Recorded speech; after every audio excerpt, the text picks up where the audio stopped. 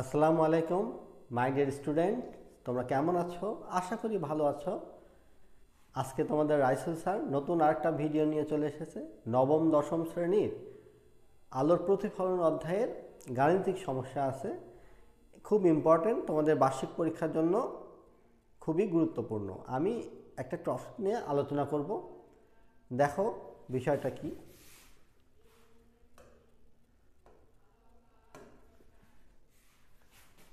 মনে করো এরকম একটা চিত্র দেওয়া আছে, স্টেমের চিত্র দেওয়া আছে। এটা একটা উত্তল দর্পণ। উত্তল দর্পণের সামনে এবি একটা বস্তু রাখা আছে, যেখানে তথ্য দেওয়া সিএফ মানে এইটুকু দূরত্ব দেওয়া আছে 10 সেন্টিমিটার, আর পিবি মানে 20 সেন্টিমিটার। তাহলে পিবি কি? সকল দূরত্ব কোথা থেকে মাপতে হয়? দর্পণের মেরুবিন্দু থেকে মাপতে হয়। দর্পণের পি হলো মেরুবিন্দু, পোল। তাহলে পোল থেকে বস্তু দূরত্ব হলো 20 সেন্টিমিটার, তার মানে একটা ইউ এর মান। আর সিএফ দেওয়া আছে, সিএফ যা পিএফও তাই। খেয়াল রাখতে হবে, দর্পণটা যদি উত্তল হয় তাহলে ফোকাল দূরত্ব এবং বক্রতার ব্যাসার্ধ দুটাই হয় ঋণাত্মক।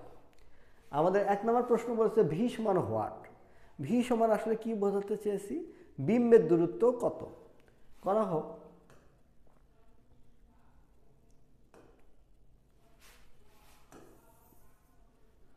তাহলে দেখো এখানে দেওয়া আছে কি কি।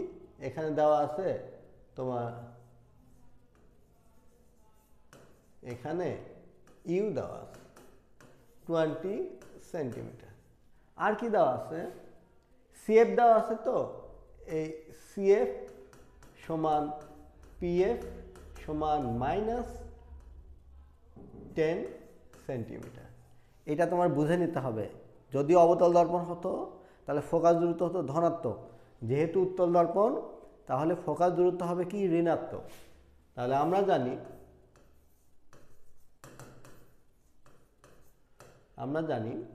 1/v প্লাস 1/u সমান 1/f। তাহলে এখানে আমাদের মান দেওয়া আছে, এফ এর মান দেওয়া আছে 1/, কত? -10 মাইনাস 1/u। 1/u মানে 1/, ইউ এর মান তো 20, এটা পার করে দিলাম, হ্যাঁ তোমরা একটু বোঝো। তা 1/v সমান, লসাগু করো, 20 লসাগু, তাই না? তা -2 -1, তাহলে 1/v সমান -3/20। তাহলে এই -3v সমান 20, অতএব v সমান -318, 6.67 সেন্টিমিটার। তাহলে আমাদের বিম্বের দূরত্ব কত? ভি সমান -6.67 সেন্টিমিটার। এক্ষেত্রে যদি বলে বিম্বের বর্ণনা দাও, তাহলে এইটা দিয়ে কিন্তু বর্ণনাও দিতে পারবে। কেমন? ভি এর মান ঋণাত্মক, তাহলে প্রকৃতি কী হবে? বস্তুটি হবে অবাস্তব ও সোজা। গেল 2 নাম্বার। প্রকৃতি আর অবস্থান তো পেয়েই গেছো, ভি যা অবস্থান তাই, বিম্বের দূরত্ব যেখানে অবস্থান সেখানে। এবার বড় ছোট দেখো, ভি এর মান কত? 6.67, আর ইউ কত? 20। তাহলে ইউ বড় না ভি বড়? এই মাইনাস কিন্তু কাউন্ট হবে না, মাইনাস বাস্তব অবাস্তব বোঝার জন্য, সংখ্যা মান। তাহলে এটা 6.67, ওটা হলো 20। তাহলে যেহেতু ইউ বড় ভি ছোট, তাই বিম্ব হবে খর্বিত। 3টা বর্ণনায় চলে আসলো বিম্বের বর্ণনা। এই ভি নির্ণয় করার পরে তুমি এইভাবে ইজিলি করতে পারো যে যেহেতু ভি ঋণাত্মক তাই বিম্বটি অবাস্তব ও সোজা, এবং যেহেতু you is greater than V তাই বিম্বটি খর্বিত, ছোট। আমরা জানি উত্তল দর্পণে সবসময় কেমন বিম্ব গঠন হয়? খর্বিত, অবাস্তব, সোজা, তাই হয়েছে এই। তাহলে এবার দেখো 2 নাম্বার, বস্তু কোথায় রাখলে হাফ বিবর্ধিত মানে অর্ধেক বিবর্ধিত, হাফ গুণ বিবর্ধিত বা অর্ধেক বিবর্ধিত বিম্ব পাওয়া যাবে। তাহলে এবার কার মান দেওয়া আছে? এবার কিন্তু তোমাদের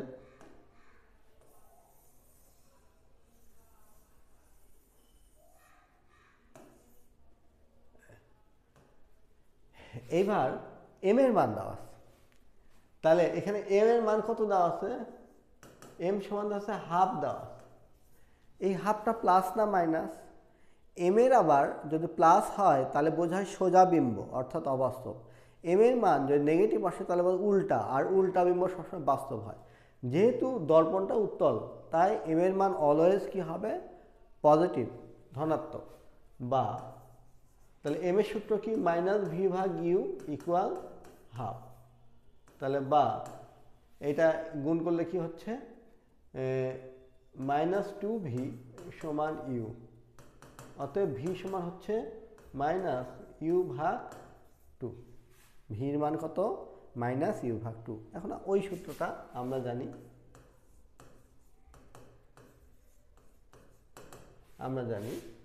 ওয়ান ভাগ ভি প্লাস ওয়ান ভাগ ইউ সমান ওয়ান ভাগ এফ। তাহলে ওয়ান ভাগ ভি এর পরিবর্তে কি লিখব? মাইনাস ইউ ভাগ টু প্লাস ওয়ান ভাগ ইউ সমান ওয়ান ভাগ মাইনাস 10। এই তাহলে এইটা উল্টায় যায়, তাই না? তাহলে উপরে মাইনাস টু, নিচে ইউ প্লাস ওয়ান ভাগ ইউ সমান ওয়ান ভাগ 10।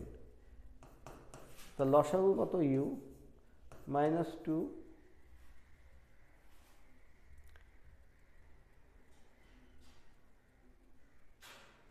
আর এটা দর্পণটা উত্তল, মাইনাস দিয়েছি না, এখানে মাইনাস হবে। এখানে প্লাস ওয়ান সমান ওয়ান ভাগ মাইনাস 10। তাহলে এখানে কত আসছে? মাইনাস ওয়ান ভাগ ইউ সমান ওয়ান ভাগ মাইনাস 10। অতএব ইউ সমান কত? 10। তাহলে আমাদের বস্তুর দূরত্ব কত হবে? 10 সেন্টিমিটার। 10 সেন্টিমিটার দূরত্বে যদি বস্তু রাখা হয় তাহলে অর্ধেক বিবর্তিত বিম্ব পাওয়া যাবে। এরকম যে কোনো অঙ্ক আসলে তোমরা এভাবে সুন্দর করে বুঝে বুঝে উত্তর দেবে। আর অবতল দর্পণের ক্ষেত্রেও একই রকম সমস্যা। ওইখানে এফ এর মান হবে কি? ধনাত্মক। এই অধ্যায়ের অঙ্কগুলো খুব সহজ, মাত্র 3টা সূত্র আছে। এই জন্য এই অধ্যায়ের চিত্র ইম্পর্টেন্ট, আর তার সাথে এই অঙ্কগুলো পারলে আশা করি তোমরা ফাইনাল পরীক্ষায় একটা ফুল অ্যান্সার এই অধ্যায় থেকে করতে পারবে।